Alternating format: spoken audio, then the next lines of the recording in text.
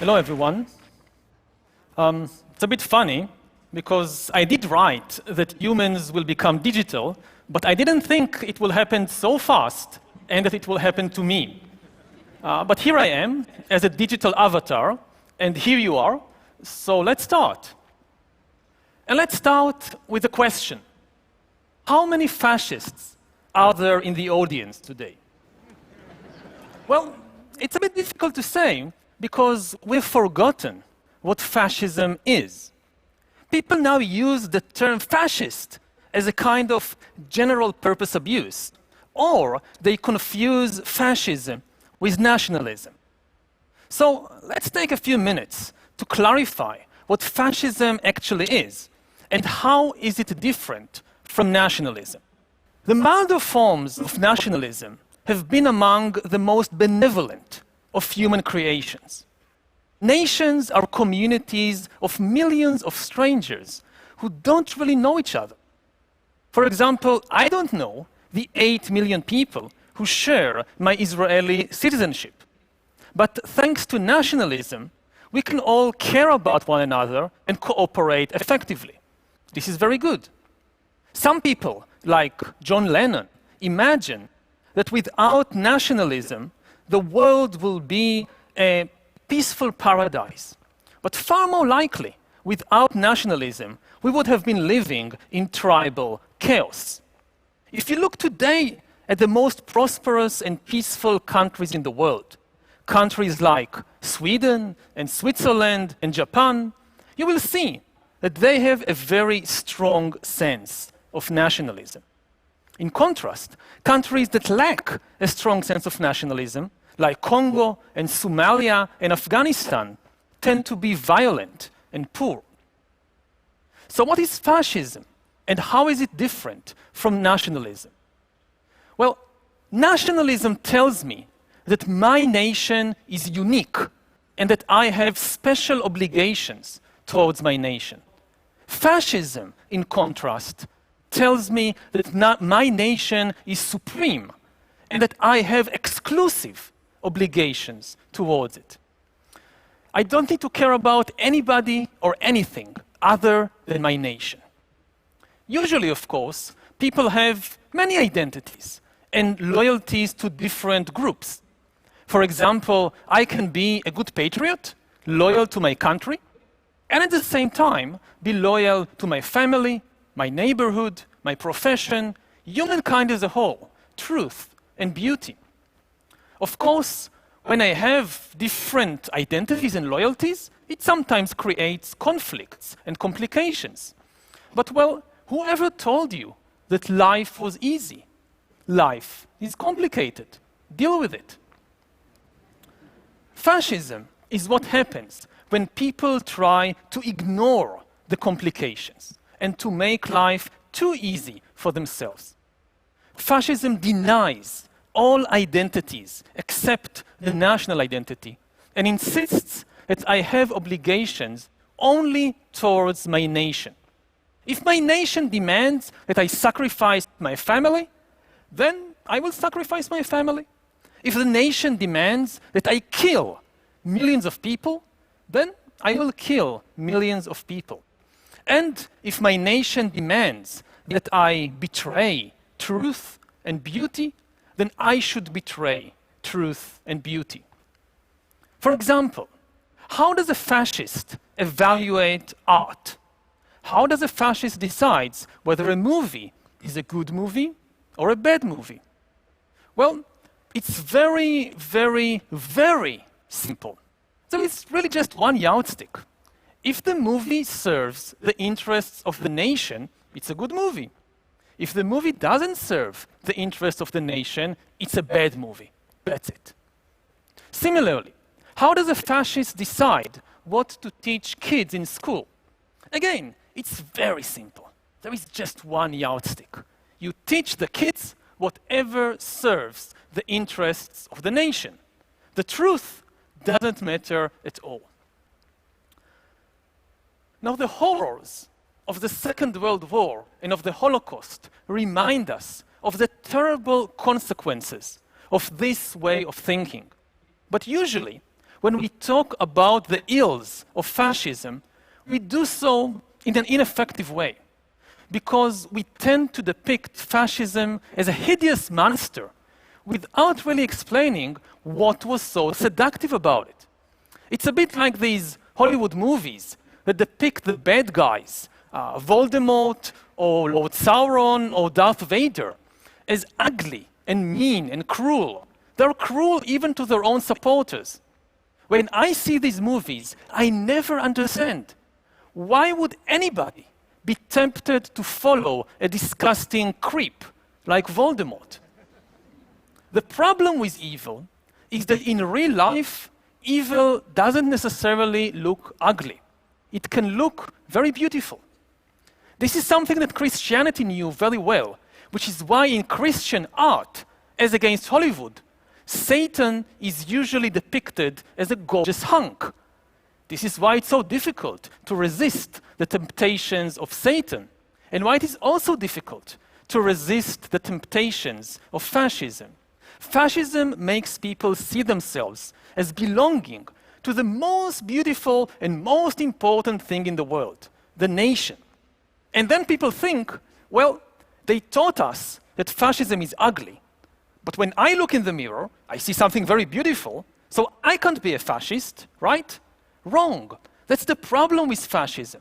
When you look in the fascist mirror, you see yourself as far more beautiful than you really are.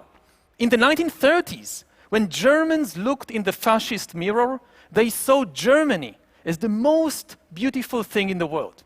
If today Russians look in the fascist mirror, they will see Russia as the most beautiful thing in the world. And if Israelis look in the fascist mirror, they will see Israel as the most beautiful thing in the world. This does not mean that we are now facing a rerun of the 1930s. Fascism and dictatorships might come back, but they will come back in a new form, a form which is much more relevant to the new technological realities of the 21st century. In ancient times, land was the most important asset in the world. Politics, therefore, was the struggle to control land. And dictatorship meant that all the land was owned by a single ruler or by a small oligarchy. Then in the modern age, machines became more important than land. Politics became the struggle to control the machines. And dictatorship meant that too many of the machines became concentrated in the hands of the government or of a small elite. Now data is replacing both land and machines as the most important asset. Politics becomes the struggle to control the flows of data. And dictatorship now means that too much data is being concentrated in the hands of the government or of a small elite. The greatest danger that now faces liberal democracy is that the revolution in information technology will make dictatorships more efficient than democracies. In the 20th century, democracy and capitalism defeated fascism and communism because democracy was better at processing data and making decisions. Given 20th century technology, it was simply inefficient to try and concentrate too much data and too much power in one place. But it is not a law of nature that centralized data processing is always less efficient than distributed data processing. With the rise of artificial intelligence and machine learning, it might become feasible to process enormous amounts of information very efficiently in one place, to take all the decisions in one place, and then centralized data processing will be more efficient than distributed data processing. And then the main handicap of authoritarian regimes in the 20th century, their attempt to concentrate all the information in one place, it will become their greatest advantage. Another technological danger that threatens the future of democracy is the merger of information technology with biotechnology, which might result in the creation of algorithms that know me better than I know myself. And once you have such algorithms, an external system like the government can not just predict my decisions, it can also manipulate my feelings, my emotions. A dictator may not be able to provide me with good healthcare, but he will be able to make me love him and to make me hate the opposition. Democracy will find it difficult to survive such a development because, in the end, democracy is not based on human rationality. It's based on human feelings. During elections and referendums, you're not being asked, what do you think? You're actually being asked, how do you feel? And if somebody can manipulate your emotions effectively, democracy will become an emotional puppet show. So what can we do to prevent the return of fascism and the rise of new dictatorships? The number one question that we face is who controls the data? If you are an engineer, then find ways to prevent too much data from being concentrated in too few hands. And find ways to make sure the distributed data processing is at least as efficient as centralized data processing. This will be the best safeguard for democracy. As for the rest of us, who are not engineers, the number one question facing us is how not to allow ourselves to be manipulated by those who control the data. The enemies of liberal democracy, they have a method. They hack our feelings, not our emails, not our bank accounts. They hack our feelings of fear and hate and vanity, and then use these feelings to polarize and destroy democracy from within. This is actually a method that Silicon Valley pioneered in order to sell us products. But now, the enemies of democracy are using this very method to sell us fear and hate and vanity. They cannot create these feelings out of nothing. So they get to know our own pre-existing weaknesses and then use them against us. And it is therefore the responsibility of all of us to get to know our weaknesses and make sure that they do not become a weapon in the hands of the enemies of democracy. Getting to know our own weaknesses will also help us to avoid the trap of the fascist mirror. As we explained earlier, fascism exploits our vanity. It makes us see ourselves as far more beautiful than we really are. This is the seduction.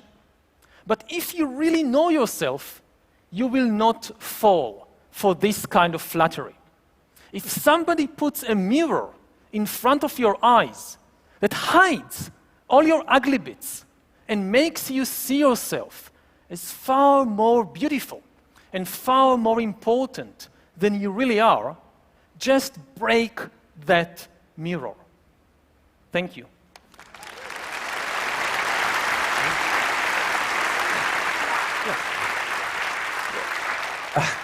Yuval, thank you. Goodness me. And it's so nice to see you again. You know, so if I understand you right, you're alerting us to two big dangers here. One is the possible resurgence of a seductive form of fascism, but close to that, dictatorships that may not exactly be fascistic, but control all the data. I wonder if there's a third concern that some people here have already expressed, which is when not governments, but big corporations control all our data. What do you call that, and how worried should we be about that?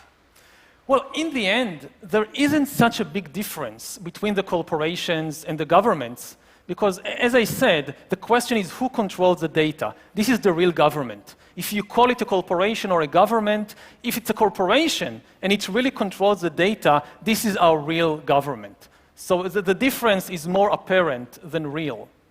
But I somehow, at least with corporations, you can imagine market mechanisms where they can be taken down. I mean, if consumers just decide that a company is no longer operating in their interest, it does open the door to another market. It seems easier to imagine that than, say, citizens rising up and taking down a government that is in control of everything. Well, we are not there yet. But again, if a corporation really knows you better than you know yourself, then, as I said, it can manipulate your own deepest emotions and desires, and you won't even realize. You will think this is your authentic self. So in theory, yes, in theory you can rise against the corporation, just as in theory you can rise against the dictatorship. But in practice, it is extremely difficult. So in Homo Deus, you argued that this would be the century when humans kind of became gods, either through development of artificial intelligence or through genetic engineering. Has this prospect of political system shift, collapse, impacted your view on that possibility?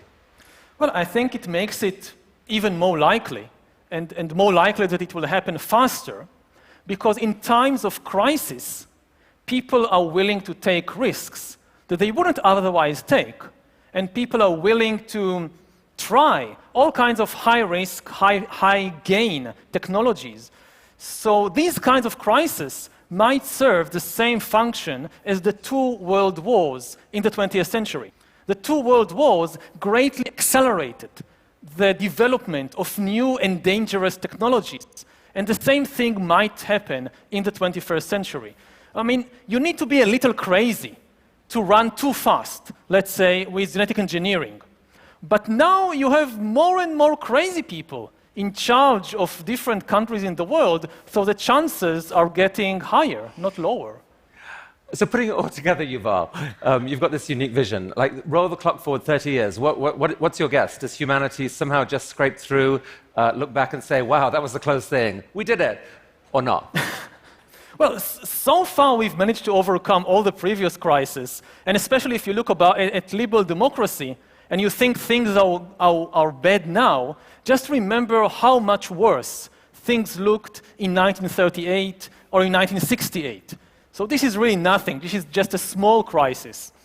But you can never know, because as a historian, I know that you should never underestimate human stupidity. It is one of the most powerful forces that shape history. Yuval, it's been an absolute delight to have you with us. Thank you for making the virtual trip. Have a great evening there in Tel Aviv. Yuval Harari. Thank you. Thank you very much.